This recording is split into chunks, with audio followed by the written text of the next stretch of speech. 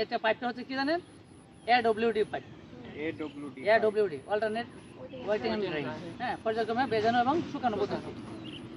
এই পদ্ধতিটা আমাদের কিন্তু বুড়ো মৌসুম, বিশেষ করে বুড়ো ধানের জমিতে, এবং এটা স্থাপন করা হয় প্রতি বিঘাতে ন্যূনতম একটা, বুঝছেন?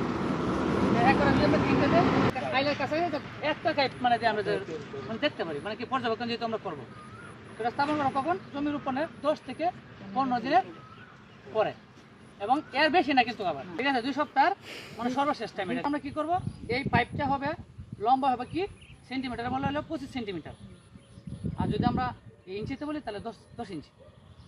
6 ইঞ্চি থাকবে কি মাটির নিচে, আর 4 ইঞ্চি হবে উপরে। হ্যাঁ, লম্বা 25 ইঞ্চি, তার মানে কি 10 সেন্টিমিটার হবে কি মাটির উপরে, 15 সেন্টিমিটার মাটির নিচে, এবং একটা ছিদ্র থেকে একটা ছিদ্র দূরত্ব হলো 5 সেন্টিমিটার, বুঝছেন? এবং ছিদ্রের ব্যাস হবে 3 মিলিমিটার। এবং পানি আমরা কখন দিব? কাদা জমি থাকে 15 দিনের অন্তর অন্তর আমরা সেচ দেবো। যদি এই বেলা 10 থাকে তাহলে কিন্তু আমাদের 7 দিন 8 দিন পরে চলে যাবে। 15 সেন্টিমিটার মাটির নিচে পাইপ দেওয়া আছে নাকি, তাহলে কি আমার 10 সেন্টিমিটার পাইপ উপরে বসানো আছে না, এই 5 সেন্টিমিটার সহ কিন্তু আমরা পানি দেবো, কিন্তু মাটি থেকে আরো 5 সেন্টিমিটার জায়গায় আমি পানি দেবো। দেখা যাচ্ছে তো নাকি? এখানে এই যে, তাহলে আমার পর্যবেক্ষণ করার উদ্দেশ্য হচ্ছে কি, এখানে আমি নেমে দেখবো যে ভিতরে কি পানি দেখা যাচ্ছে কিনা। যদি পানি দেখা যায় হালকাও, তাহলে দেওয়া যাবে না। যখন আমাদের মাটি দেখা যাবে তখন আমরা শুধু সেচ দেবো।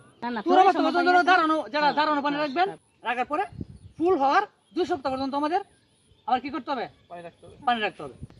এখন আমাদের পানি শেষ করার কোন সময়? যখন আমাদের পরিপক্ক হয়ে যাবে। তো আবার যে পরিপক্কতার যে যখন আমরা কর্তন করার একটা প্রক্রিয়া চলছে, এর কমপক্ষে 2 সপ্তাহ আগে আমাদের সেচ প্রদান বন্ধ করতে হবে। তাহলে এটার পাইপ কিন্তু 2 ভাবে তৈরি করা যাবে। একটা হচ্ছে কি প্লাস্টিকের পাইপ হতে পারে, PVC, আর একটা হতে পারে বাঁশের চুঙ্গ, নাকি? জৈবিক পদ্ধতি করতে হলে কিন্তু বাঁশের চুঙ্গ ব্যবহার করতে হবে।